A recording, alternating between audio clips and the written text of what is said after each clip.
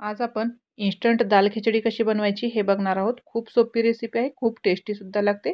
त्याच्यासाठी माझ्याकडे भरपूर अशा भाज्या शिल्लक होत्या, त्यातल्या मी ह्या भाज्या घेतलेल्या आहेत। तुमच्याकडे जे काही अवेलेबल असेल तर ते तुम्ही घेऊ शकता। आणि मी इथं अर्धी वाटी मूग डाळ आणि अर्धी वाटी तांदूळ स्वच्छ निवडून धुवून घेतलेला आहे। आता गॅसवरती मी कुकर ठेवलेला आहे। कुकरमध्ये थोडंसं तेल घालायचं आहे, तुम्ही बटर सुद्धा घालू शकता। आता याच्यामध्ये पाव चमचा मोहरी घालायची आहे आणि एक मीडियम साईजचा कांदा मी कट करून घेतला होता, ते सुद्धा घालायचं आहे। थोडंसं परतून घेऊयात आपण याला।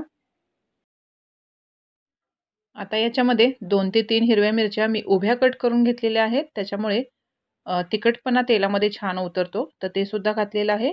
कढीपत्त्याची 8-10 पानं, अर्धा चमचा जिरं सुद्धा घातलेलं आहे। हे सगळं व्यवस्थित अर्धा मिनिट परतून घेऊयात। 1 चमचा आलं लसणाची पेस्ट सुद्धा घालायचं आहे। तुम्ही विकतचं किंवा घरी बनवलेलं कोणतंही आलं लसणाची पेस्ट इथे वापरू शकता।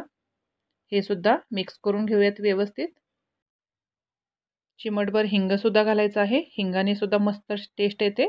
आता आपण ज्या भाज्या कट करून ठेवल्या होत्या त्यातला टोमॅटो फक्त घालायचा आहे आणि 1 मिनिट हे परतून घेऊयात। थोडंसं टोमॅटो मऊ झाला की बाकीच्या सगळ्या भाज्या घालायच्या आहेत आणि 2 मिनिटं परतून घेऊयात। आता याच्यामध्ये लाल तिखट 1 चमचा, हळद पावडर पाव चमचा घालून मिक्स करून घ्यायचं आहे। हे छान असं परतलं की याच्यामध्ये आपण जे डाळ आणि तांदूळ स्वच्छ निवडून धुवून ठेवलं होतं ना, ते सुद्धा घालायचं आहे। हे डाळ तांदूळ भिजत वगैरे काहीही ठेवलं नव्हतं, फक्त धुवून घेतलेलं आहे, हे घालायचं। ही खिचडी थोडीशी पातळ असते, लपतपी असते, त्याच्यामुळं डाळ आणि तांदूळ दोन्ही मिळून 1 वाटी आहे, तर मी 4 वाटी पाणी गरम करून घेतलेलं आहे, तर ते घालायचं आहे याच्यामध्ये। चवीनुसार मीठ घालायचं आहे आणि हे सगळं व्यवस्थित मिक्स करून घेऊयात। आता झाकण लावून 3 ते 4 मिनिटं चांगलं मीडियम फ्लेमवरती शिजवून घेऊयात किंवा 4 शिट्ट्या काढून घ्यायच्या आहेत। 4 शिट्ट्या झाल्यानंतर पूर्णपणे वाफ कुकरमधली जाऊ द्यायची, त्याच्यानंतर झाकण उघडून बघूयात आपण।